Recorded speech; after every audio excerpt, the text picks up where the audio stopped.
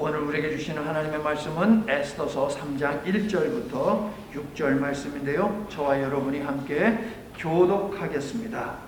그 후에 아하수에로 왕이 아각 사람 함무다다의 아들 하만의 지위를 높이 올려 함께 있는 모든 대신 위에 두니 대부분에 있는 모든 신하들이 가방에 명령대로 하만에게 물어보자. 모르게는 옳지도 아니하고 절하지도 아니하니 대궐문에 있는 왕의 신하들이 모르드게에게 이르되 너는 어찌하여 왕의 명령을 거역하느냐 하고 날마다 권하되 모르드게가 듣지 아니하고 자기는 유다인임을 알렸더니 그들이 모르드게의 일이 어찌 되나 보고자 하여 하만에게 전하였느니라. 하만이 모르드게가 무릎을 꿇지도 아니하고 절하지도 아니함을 보고 매우 노하더니 그들이 모르드게의 민족을 하만에게 알림으로 하만이 모르드게만 죽이는 것이 부족하다고 생각하고 아하수에로의 온 나라에 있는 유다인 곧 모르드게의 민족을 다 멸하고자 하더라. 아멘.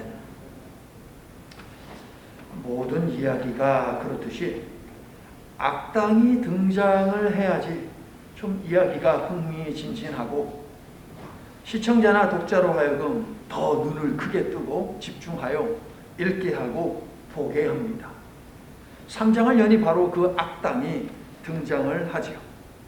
폐위된 와스디를 대신하여 에스더가 왕후로 최종 결정되어 세워지고 모르드게가 왕을 암살하려던 자를 고발하는 이야기로 2장이 끝났습니다. 그렇다면 어떻게 되어야 부드럽게 3장으로 이어지는 것이겠습니까? 왕을 암살로부터 구한 모르드게에게 큰 상을 주고 그의 지위를 갖다가 더 높였다라고 이렇게 돼야지 얘기가 부드럽게 가지 않습니까? 그런데 3장을 보니까 하만이라는 자가 등장을 하고요. 아하수에로 왕이 모르드게가 아닌 하만을 어떤 이유인지도 모르겠으나 그를 높은 자리에 앉히는 이야기가 나옵니다. 그리고 그 하만이 모르드게를 비롯한 유대인들을 갖다가 다 멸절시키려고 한다라고 하는 것이 오늘 본문의 내용입니다. 자, 6절 중간을 보세요. 하만이 모르드게만 죽이는 것이 부족하다고 생각하고 아하수에로의 온 나라에 있는 유다인 곧 모르드게의 민족을 다 멸하고자 하더라. 여러분, 에스더서에는 하만을 부르는 여러 가지 칭호가 있는데요. 공통적이고 또 에스더서가 강조하는 하만을 향한 칭호는 무엇이냐? 유다인의 대적, 원수라고 하는 표현이 되겠습니다. 자, 먼저 오늘 보면 1절을 보니까 하만에 관한 혈통에 대해서만 이야기를 하고 있죠. 아각 사람 함무다다의 아들 하만, 그렇게 큰 문제가 없어 보이죠. 하지만 하만이 유다인들을 멸절시키려고 한다라고 보도한 그 이후로 6절 이후로 하만이 등장을 하면서 그를 어떻게 소개하느냐 한번 여러분 확인해 보세요. 3장 10절 유다인의 대적 곧 아각 사람 함무다다의 아들 하만 유다인의 대적이라고 나옵니다. 자, 이제 9장으로 가세요. 여러분 9장 24절 거기 보니까 9장 24절 아각 사람 함무다다의 아들 모든 유다인의 대적 하만. 그러니까 앞에서도 끝에서도 마지막에서도 하만을 어떻게 이야기하느냐? 유다인의 대적이라고 이야기를 합니다. 저 가까운 데 있는 9장 10절을 보세요. 뭐라고 되어 있습니까? 함무다다의 손자요 유다인의 대적 하만이라고 되어 있습니다. 3장 1절로 넘어와 보세요. 뭐라고 되어 있어요? 유다인의 대적 하만이라고 하면서 유다인의 대적임을 이야기합니다. 8장 3절과 8장 5절에도 하만에 대한 소개가 있는데 그저 혈통만을 기록하고 있을 뿐. 자, 그러니까 저를 보세요. 3장 10절과 그리고 9장 24절 양 끝에서 하만은 유대인의 대적이다. 그리고 바로 그 옆에 있는 말씀에서도 이야기를 하지요. 9장 10절 뭐라고 나오고요? 8장 1절 뭐라고 나와요? 유다인의 대적이라고 그렇게 감싸고 있는 거예요. 그러므로 하만은 누구냐? 유다인의 대적이다라고 하는 것을 에스더서는 강조하고 있더라 하는 것입니다. 정리하면 에스더서의 저자는 하만이 아말렉 왕족 출신으로 유대인을 몰살하려 한 유대인의 대적, 유대인의 원수였다라고 하는 것을 부각시키고 강조하고 있다. 독자들이 이 사실을 알기를 원한다라고 하는 것을 우리는 찾아볼 수 있습니다. 아하수에로 왕은 궁중 일기에 기록할 정도로 모르드게가 한 일을 크게 높이 샀습니다. 그런데 기록만, 그 사건이 기록에만 들어있을 뿐 실질적으로 모르드게의 어떤 큰 보상을 해주고 그를 높은 자리에 앉히고 하는 것은 전부 다 빠져 있습니다.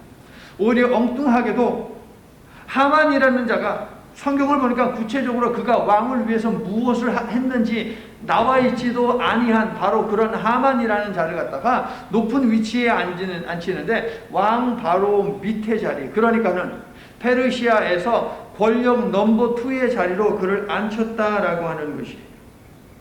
1절을 보시게 되면 세 개의 비슷한 동사가 있습니다. 높게 했다, 올렸다, 위에 두었다. 다 이게 비슷한 단어 아닙니까? 이러한 동사들을 사용을 해가지고 아하수에로 왕이 왕의 자리 외에는 더 이상 높아질 수 없는 그처럼 높은 자리를 하만에게 주었다라고 하는 것을 강조를 하고 있습니다. 여러분, 페르시아에서는요, 당시에 이 사람의 권력이 어느 정도 되는지, 지위가 얼마나 되는지, 신분이 어떻게 되는지 그것을 어떻게 표현을 했냐면은 앉아있는 자리가 얼마나 높이 올라와 있느냐로 정했습니다. 그러므로 1절에 있는 이야기는 무엇입니까? 아하수에로 왕이 앉아있는 그 자리가 가장 높은 데 있어서 쑥 내려다보고 그 다음에 하만이라고 하는 자가 앉는 그 자리 혹은 서 있는 그 자리는 왕보다 조금 밑에, 그러나 다른 신하들보다는 훨씬 더 높은 곳에 있었다라고 하는 것을 보여주는 것이죠. 그는 어깨에 힘이 잔뜩 들어갔습니다. 왕이 나를 제2인자로 삼았다라고 하는 그런 말을 하면서 자랑하고 다녔죠. 하만이 어떤 이유로 제2인자의 위치에 오르게 되었는지 성경이 밝히고 있지 않기 때문에 우리는 그것을 알 길이 없습니다. 하지만 계속해서 새로운 처녀들을 왕궁으로 불러들이고 자신의 후궁으로 삼고 있는 그의 모습을 보면서, 그리고 그가 3년 동안 열심히 준비한 그 전쟁에서 엄청나게 패배를 하고 패자로 나라에 돌아왔던 그것을 연결해서 우리가 생각을 해보면 아하수에로는 더 이상 국정을 운영할 만한 그런 의지가 없다라고 우리는 말할 수가 있습니다. 왕으로서의 체면이 구겨지고 모든 게 귀찮아진 아하수에로가 한 것은 무엇이겠습니까? 그에게 아주 익숙한 일, 새로운 여자들을 계속 궁으로 들여서 여자들과 함께 놀아나는 것, 이것이 아하수에로가 할 수 있었던, 하고 싶었던 유일한 일이었다는 것이죠. 아하수에로는 자신을 대신해서 나란 일을 맡아줄 만한 사람을 눈여겨보지 않았겠습니까? 왜? 나라를 운영할 마음이 전혀 없어요. 그렇다고 해서 왕의 자리를 내어줄 마음도 없고, 그러니까 누구 하나 세워서 다 그냥 귀찮아. 그 사람으로 하여금 그냥 정치도 하게 하고 다 하게 했으면 좋겠어요. 그러던 와중에 누가 눈에 띄었다? 하만이 눈에 띄었다라고 하는 것을 우리는 짐작해 알 수가 있겠습니다. 자, 이러한 왕을 신하들 중에 누가 왕이라고 정말 대우해주고 생각을 하겠습니까, 여러분? 전쟁에서 패배한 후 권위가 땅에 떨어진 아하수에로는 하만을 세워서 그로 하여금 공포 정치를 실시하게 해가지고 신하들과 백성들로 하여금 그를 두려워하게 만들기를 원했을 것입니다. 자, 9절을 여러분 또 보시면은 하만이 전쟁 실패로 엄청난 국고를 탕진한 왕의 심란한 마음을 다 읽어냅니다. 그래서 어떻게 합니까? 제물로 왕의 마음을 구워 삶은 것으로 보여요. 9절을 보세요, 여러분. 얼마? 하만이 얼마 줬대요? 왕한테 얼마 주겠다라고 약속합니까? 은 1만 달란트입니다, 여러분. 자, 여러분, 1톤이면은 1000kg이에요. 여러분 몸무게 먼저 한번 생각을 해보세요. 몇 킬로그램? 다 나오시죠, 여러분? 그런데 1kg, 1000kg이 여러분 몇 사람이 있어야 돼요? 엄청 많죠? 1000kg이 1톤이에요. 그런데 은 1만 달란트는 300에서 340톤이에요, 여러분. 그러니까 은이 얼마나 많이 있었다는 것입니까, 여러분? 그리고 이 은 1만 달란트는 그리스의 역사가 헤로도투스에 따르면 당시 페르시아의 1년 예산이에요, 여러분. 1년 예산에 해당하는 어마어마한 돈을 가지고 있었다는 거예요. 미국의 1년 예산이 얼마이겠습니까? 그만큼의 돈을 가지고 있었다는 거예요. 대한민국으로 따지면 대한민국의 그 예산만큼의 돈을 이 하만이라는 자는 가지고 있었다. 쉽게 굴릴 수 있었다라고 하는 것이니 정말 상상을 초월하는 그 액수도 우리는 따져볼 수 없을 정도로 큰 부자였다는 것이죠. 그러므로 하만은 상상을 초월하는 돈을 왕에게 바치며 유대인을 몰살하는 일을 자기 뜻대로 진행시켰다라고 하는 것을 우리는 알 수 있는 것입니다. 자, 2절과 3절을 보면 왕이 하만을 높이며 무신하들과 백성들은 그에게 꿇어 절하라고 명령한 것으로 보입니다. 그렇죠? 2절 3절 보니까 모르드게는 왕을 암살하려는 계획을 알게 되어 에스더에게 그 사실을 알렸고요. 그렇게 해서 왕을 큰 위기, 죽음의 위기에서 살려냈습니다. 비록 아하수에로 골칫거리 왕이었고 왕으로서 제대로 하는 일도 없지만 그럼에도 불구하고 나라의 녹을 먹는 한 사람으로서 왕에게 충성하고 있는 모르드게의 모습을 볼 수 있습니다. 그런데 그 왕이 왕 다음 제2인자의 위치에 세운 사람에게는 그는 충성을 다하지 않습니다. 온 신하들과 온 백성들이 하만을 보고 꿇어 절하는데 모르드게는 하지 않았습니다. 왜 모르드게는 하만에게 꿇지도 않고 절하지도 않았을까요? 4절을 보시면 모르드게는 자신이 유대인이기 때문에 하만에게 꿇어 절할 수 없다라고 명확하게 밝히고 있습니다. 유대인이라는 단어는 여러분 민족적 정체성 그리고 종교적 정체성을 나타내는 단어이죠. 그러므로 모르드게가 하만에게 절하지 아니한 그 이유는 두 가지라고 우리는 합리적으로 추정해 볼 수 있겠습니다. 첫 번째, 민족적인 이유요. 모르드게는 유대인이라는 정체성을 지녔기 때문에 유대인의 원수인 아말렉인에게 절할 수 없었다라는 것이죠. 모르드게는 에스더에게 이야기했습니다. 야, 너 왕궁에 들어가거든 네가 유대인인 사실을 드러내면 안 된다. 숨겨야 된다. 이 말은 뭡니까? 페르시아 안에 반유대적인 감정이 만연해 있었다라고 하는 것을 우리는 생각해 볼 수 있습니다. 초대교회 사도시대 활동했던 유대인 역사가 요세푸스가 하만이 이러한 결정을 내린 이유에 대해서 다음과 같이 말하고 있습니다. 자신이 속한 아말렉족이 유대인들에 의해 멸망한 것으로 인해 유대인들을 항상 증오하고 미워했기 때문이다 라고 말해요. 그러니까 자기의 조상들이 멸망한 이유는 저 유대인 놈들 때문이니까 내가 저 유대인 놈들을 갖다가 싹 없애버려야겠다라고 하만이 마음먹었다라고 요세푸스라고 하는 그 유대인 역사가가 말했다고 해요. 지난주일에 말씀드렸듯이 하만과 모르드게의 대결은 아말렉 족속의 왕 하각과 베냐민 지파 사울 왕의 대결로 아말렉인과 유대인의 대결로 보아야 마땅합니다. 그래야만 이 에스더서를 우리가 정확하게 읽어 내려갈 수가 있어요. 다시 하만과 모르드게의 다툼과 싸움은 한 개개인의 싸움이 아니라 민족의 싸움이다라고 하는 것. 그런데 이 민족의 싸움은 어떻게 시작되었느냐? 1000년 동안 이어져 온 이 증오심, 안갚음해야겠다라고 하는 이 마음에서 비롯되었다라는 것을 마음에 담고 에스더서를 읽으셔야 한다는 것입니다.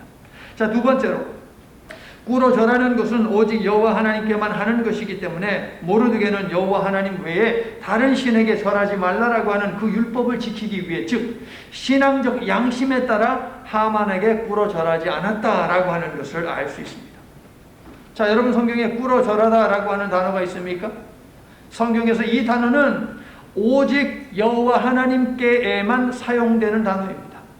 꿇어 절하는 것은 오직 여호와께만 하는 것이지 사람에게 하는 것이 결코 아니다라고 하는 것을 이 단어를 통해서 우리는 알 수 있습니다. 그러므로 하만에게 꿇어 절하는 것은 무엇입니까? 그를 신적인 존재로 인정하는 행위인 것이지요. 모르드게는 그 일을 할 수 없었습니다. 오직 신은 여호와 한 분밖에 없다라고 하는 것이 모르드게의 신앙적 고백이었기 때문에 인간인 자에게, 신에게 대하는, 여호와 하나님께 보여야만 하는 그 제스처를 갖다가 보일 수 없었다라고 하는 것이죠. 구약 성경을 아람어로 쉽게 번역한 성경이 탈굼이라고 하는 것이고요. 구약 성경을 신약의 언어로 바꾼 성경을 70인역이라고 이렇게 부르는데요. 이 두 성경에 따르면 모르드게가 하만에게 절하지 않은 이유를 이렇게 이야기합니다. 하나님께만 절하라는 종교적인 이유 때문에 모르드게는 하만에게 꿇어 절하지 않았다라고 말합니다. 모르드게는 당시 상황을 고려할 때 생명을 잃을 수 있는 선택임에도 불구하고 과감하게 그 선택을 했습니다. 즉 하만 같은 인간에게 꿇어 절하지 않겠다라고 하는 그 신앙적인 배짱, 이것을 가지고 꿇지 않았다라고 하는 그 말이죠.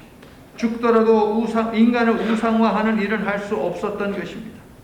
모르드게는 아닌 것은 아니라고 말하며 신앙에 따라 행동하는 신앙인이었다라는 것을 알 수 있습니다. 비록 에스더서에는 하나님이라는 여호와라는 단어는 나오지 않지만 하나님과 여호와 하나님을 믿는 사람의 신앙적인 행위에 대해서는 분명하게 기록하고 있다는 것입니다. 성도 여러분, 우리도 세상의 질서를 존중하며 살아야 하지만 결코 하나님께 대한 충성심보다 앞서서는 아니 되는 것 아니겠습니까, 여러분? 동의하세요? 자, 이 싸움은 모르드게와 하만 두 사람 사이의 싸움이 아닙니다. 그렇다면 이제 누구와 누구의 싸움입니까? 하나님과 하만 둘 사이의 싸움이 되어버렸습니다. 결과는 이미 나왔죠. 하나님과 인간이 싸우는데 누가 이깁니까? 당연히 하나님이 이기죠.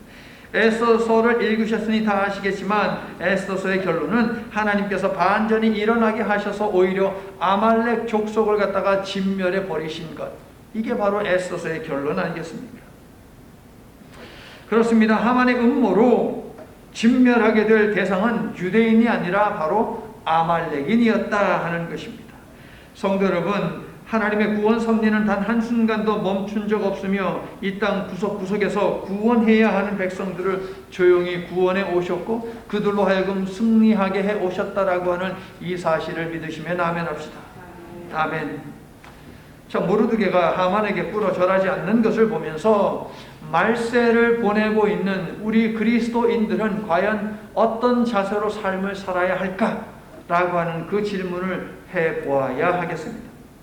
8절에 하만이 모르드게와 유대인을 고발하는 내용이 있는데 페르시아의 법과 다른 법으로 사는 자들이라고 왕에게 고발을 합니다. 성도 여러분, 그리스도인은 세상의 법이 아닌 하늘의 법에 따라서 사는 사람들입니까? 동의하세요? 동의 안 하세요? 세상의 법으로만 삽니까, 여러분? 우리는 세상의 법 맞춰서 살아야죠.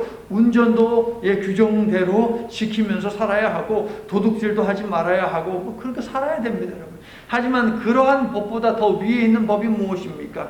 하늘의 법 아니겠습니까, 여러분? 이제 동의하세요? 아멘. 땅이 하늘 아래에 있습니까? 하늘 위에 있습니까? 땅이 하늘 아래에 있듯이 땅의 법은 하늘의 법 아래에 있는 거예요, 여러분. 맞아요? 맞으면 고개 끄덕끄덕. 말은 하기 싫은 것 같아요, 아마도. 자, 바울은요, 성도의 시민권은 어디에 있다고 이야기했습니까? 하늘에 있다라고 했어요. 저와 여러분은 하늘 시민권을 가진 사람들이에요. 저는 가지고 있는데 여러분은? 아멘? 미국 시민권만 가지고 있다고 자랑하면 안 됩니다, 여러분. 하늘 시민권을 가지고 있어야지. 예수님도 상급을 강조하시되 하늘의 상급을 강조하시지 않았습니까? 그렇다면 우리가 살아가는 방식도 세상과 달라야 하는 것, 이것이 마땅하지 않겠습니까, 여러분? 다름, 이것은 거룩입니다. 다름, 이것은 성화입니다. 믿음의 사람이 추구해야 하는 삶의 자세이죠. 성도 여러분, 하늘의 법을 심령에 담고 고난이 찾아올 때에 더욱 믿음을 지키시기를 바랍니다. 하나님을 예배하는 사람은 다른 것을 예배하지 않기에 마음을 다른 것에 빼앗기지 않게 해야 합니다. 나는 여러분이 이익을 위해서 주님을 포기하는 것이 아니라 주님 때문이라면 손해까지도 감수하겠다라고 하는 이런 믿음을 가지고 사시기를 바랍니다. 여러분을 위해 하나님이 존재하는 것이 아니라 하나님을 위해 여러분이 존재하는 그런 삶을 사시기를 예수님의 이름으로 축원합니다. 자, 히브리 성경을 볼 때 에스더서 다음에 있는 책이 무엇이냐? 다니엘서입니다.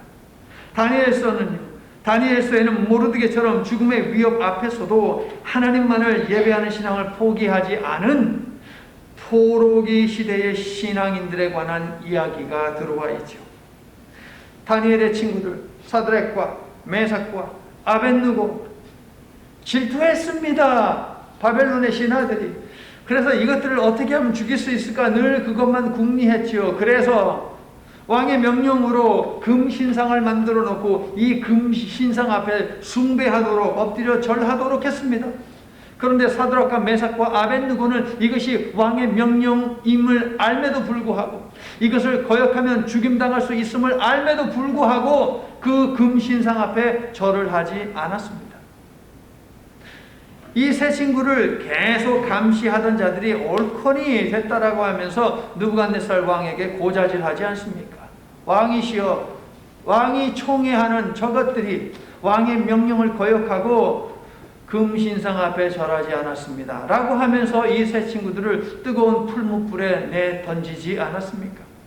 다니엘서 6장을 보게 되면 다니엘에 대해서도 바벨론의 신하들은 질투를 하였습니다.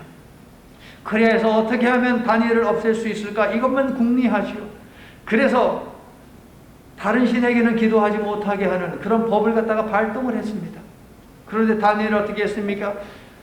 하루 3번 예루살렘을 향해서 거기에서 기도했습니다. 옳거니 또 왕한테 일러 바쳤습니다. 일러 바쳐가지고 다니엘을 이번에 어디에다 집어넣습니까? 사자굴에다가 집어넣지 않았습니까? 성도 여러분, 하나님만을 경외하는 사람들은 그 어떤 상황과도 하나님 예배를 놓고 타협하지 않습니다. 그들은 세상에서의 절망은 하나님의 시작임을 누구보다도 잘 알고 있기 때문에 그리 아니하실지라도 나는 하나님만을 예배하겠습니다 라는 확고한 믿음을 가지고 있습니다. 그리 아니하실지라도 라고 하는 다니엘서 3장 18절에 이 아름다운 멋진 정말 충성된 고백이 저와 여러분의 고백이 되어서 환경이 어떠하든 오직 하나님만을 예배하는 그 믿음을 끝까지 포기하지 않고 사수할 수 있기를 예수님의 이름으로 축원합니다. 아부를 떨며 권세가들에게 잘 보이려고 하는 자들은 시대와 공간을 초월해서 있어 왔습니다. 옛날부터 오늘에 이르기까지 앞으로도 그렇게 아부를 떠는 자들은 분명히 있을 것입니다. 권세가들의 눈이 되고 귀가 되어 입이 되는 고자질쟁이들, 지금 이 시간에도 세상은 존재합니다. 본문에서도 찾아지는 이러한 간신들은 모르드게가 하만에게 절을 하지 않자 하만에게 일러 바치지요. 하와하고 아담이요, 선악과 있는 곳에서 아무렇지 않게 행복하게 잘 살았습니다. 그런데 뱀이 선악과에 대해서 하와와 아담에게 이야기한 그 순간부터 선악과가 자꾸 눈에 들어왔습니다. 먹고 싶었습니다. 여러분, 우리의 눈을 번쩍이게 만드는 두 가지 말이 있습니다. 하나는 듣지 말아야 하는 말이고 하나는 반드시 들어야 하는 하나님의 말입니다. 이 두 종류의 말이 우리들에게 다가왔을 때 우리의 눈이 번쩍하고 튀거든요. 전에는 눈에 전혀 들어오지 않았는데 신하들의 말을 듣고 나니 하만의 눈에는 자신을 향해 엎드려 절하는 999명의 사람이 보이지 않고 오직 한 사람, 절하지 않는, 꿇지 않는 모르드게 한 사람만 눈에 들어왔습니다. 그때부터 매일매일이 불쾌한 날입니다. 매일매일이 불행한 날입니다. 매일매일 이 속에 칼을 품고 사는 것이에요. 성도 여러분, 죄는 이런 것이고 사탄 마귀는 이런 놈입니다.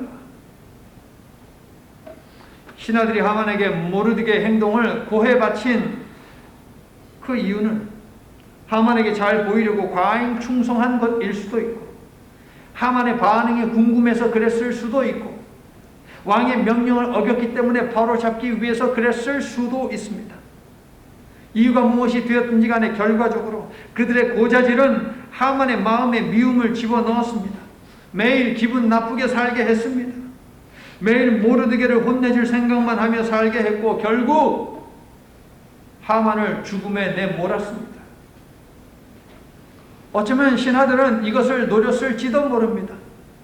하만 혼자 분노하고 막 설치고 하면서 자신 혼자 계략을 세우고 막 하다가 지 혼자 그렇게 그냥 함정에 빠지고 덫에 걸려 죽기를 바랬는지도 모르겠습니다.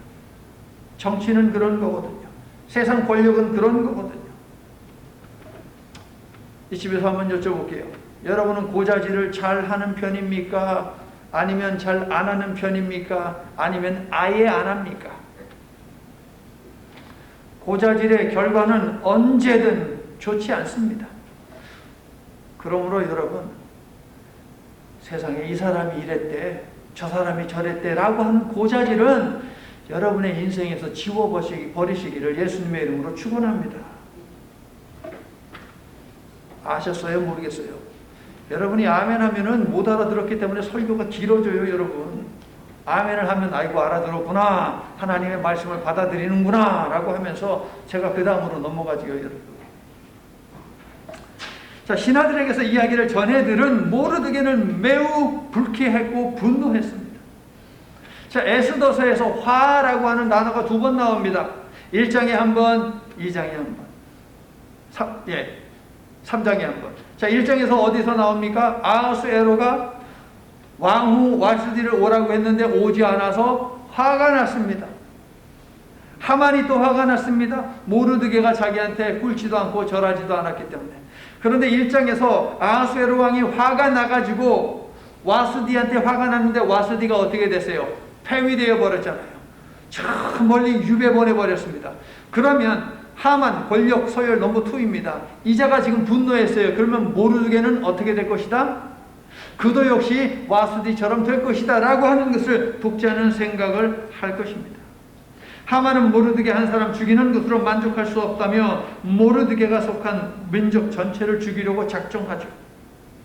베냐민 지파 사울이 아말렉을 진멸하라는 하나님의 명령을 받았지만 거역했는데 그것이 큰 화근이 되어서 약 560년 후에 페르시아 제국에 살던 주의 백성들에게 그 불똥이 튀게 생겼다라고 하는 것이죠, 여러분. 멸절당한 위기에 직면한 당시의 유대인들은 하나님이 계속 침묵하실지 죄로 인해 망한 이스라엘을 완전히 포기하신 것인지 물었을 것입니다. 하나님 정말 우리를 포기하신 것입니까? 하나님 계속해서 이 불의가 판치는데 하나님의 정의는 침묵하고만 있는 것입니까? 라고 질문을 던졌겠죠.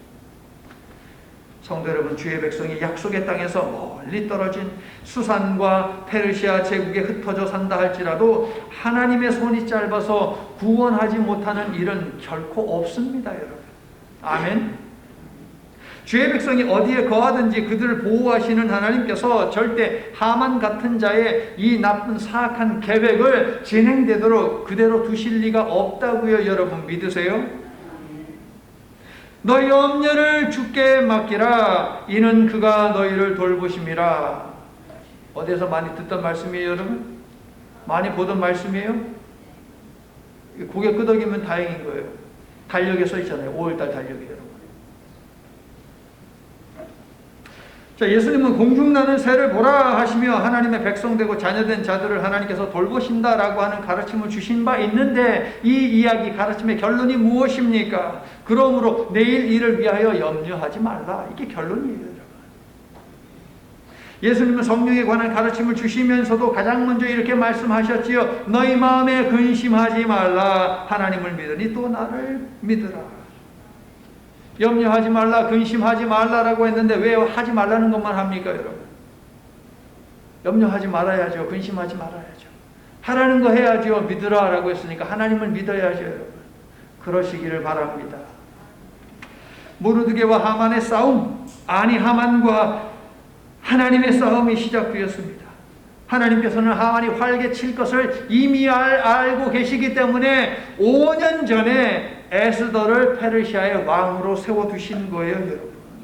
이거를 볼 수 있어야 돼요. 하나님의 섭리. 하나님께서 주의 백성에게 임할 절망적인 일들을 미리 아시고 피할 길을 미리 예비하신 것인데 동일한 하나님께서 여러분을 위해서도 여러분이 앞으로 경험을 하게 될 그 위험을 피할 그 준비도 하고 계심을 믿으시기를 바랍니다. 보이지 않는 곳에서 세상을 주관하는 하나님의 치밀한 이러한 계획이 여러분을 지금까지 지켜왔고요, 앞으로도 지켜주실 줄로 믿습니다. 성도 여러분, 인생의 큰 절망의 순간에 사람에게 반응하거나 엄습한 일에 반응하면 어떻게 됩니까? 집니다. 여러분. 세상에서의 절망은 하나님의 시작임을 아시기를 축원합니다. 세상에 속한 사람은 삶이 무너질 때 세상적으로 반응하겠지만, 하나님께 속한 사람은 하나님께 반응하게 되어 있습니다.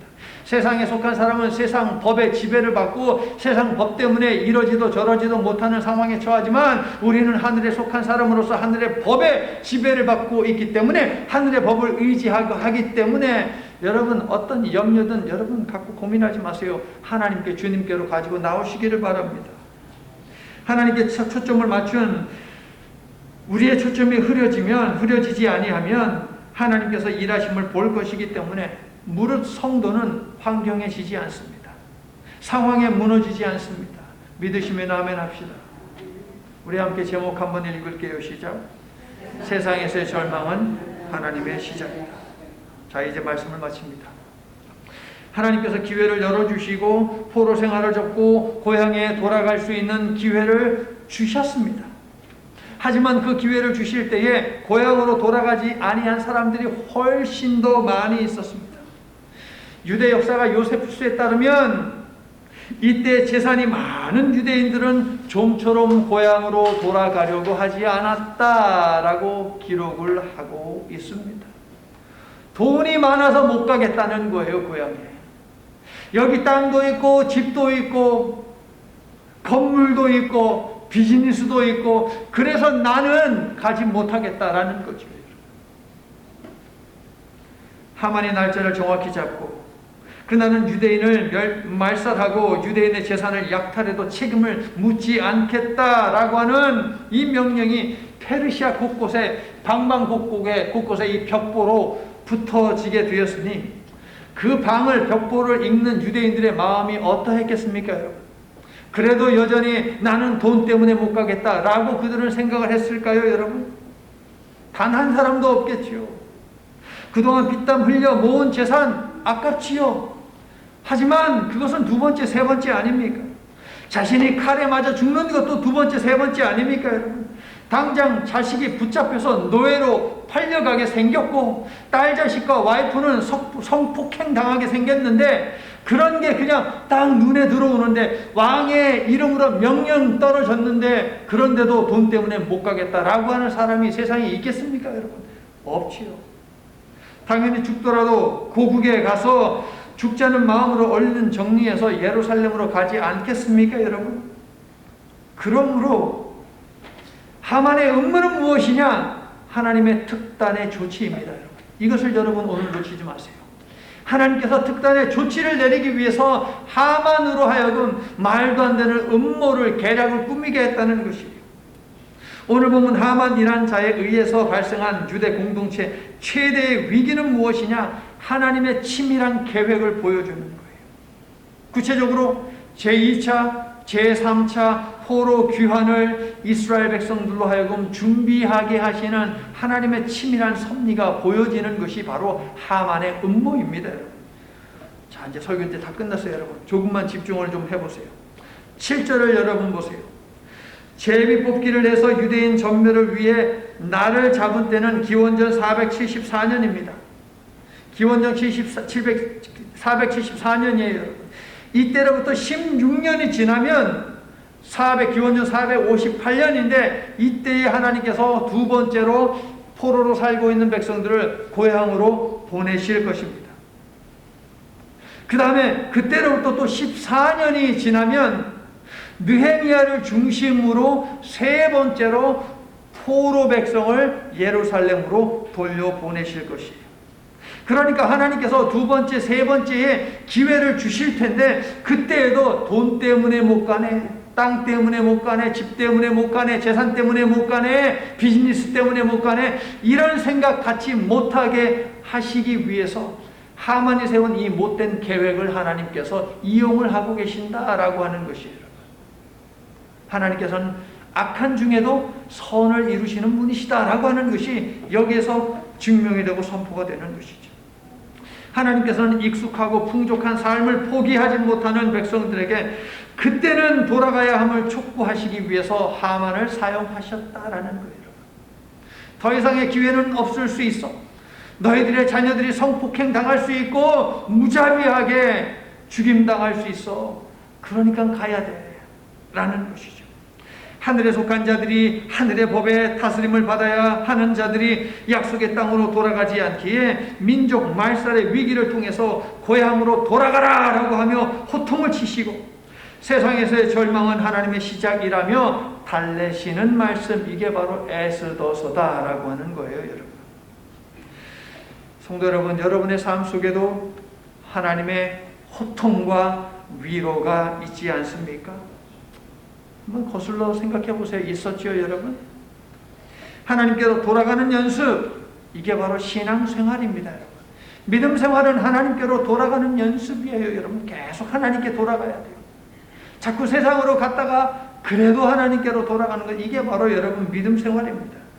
고난으로 인해 절망스러운 때가 있다면, 지금 그러한 시간을 보내고 있다면 하나님께로 돌아오라는 하나님의 간절한 부르짖음, 그 소리를 들을 수 있기를 바랍니다. 그리고 세상에서의 절망은 하나님의 시작이다라는 영원한 하나님의 위로의 말씀을 붙드시기를, 그리고 그 위로를 여러분의 것으로 만드시기를 예수님의 이름으로 간절히 축원합니다. 아멘. 결코 우리를 홀로 내버려 두지 아니하시고 내버려 둔 적 없으신 하나님, 하나님의 백성, 하나님의 자녀가 된 특권이 얼마나 위대한 일인지 오늘 말씀을 통해서 다시 한번 확인합니다. 영원한 하나님의 언약에 묶여 있기만 한다면 하나님의 구원하시고 축복하시는 손길이 언제고 우리를 붙드신다는 사실을 기억하면서 환경 때문에, 상황 때문에 마음이 무너지고 하나님을 떠나는 일이 없도록 주님, 우리의 생각과 걸음을 지켜주시옵소서. 모르드게의 신앙을 본받아 어떤 협박에도 혹은 어떤 달콤함에도 하나님만을 예배하는 우리의 마음을 내어주지 않는 신실한 한결같은 예배자로 살도록 도와주시옵소서. 절망의 시간에 오히려 하나님을 더욱 예배함으로 이미 시작하신 하나님의 역사하심을 두 눈으로 보고 온몸으로 느끼며 위로받고 용기를 얻는 저희가 되도록 주님 붙들어 주시옵소서. 예수님 이름으로 기도드립니다. 아멘.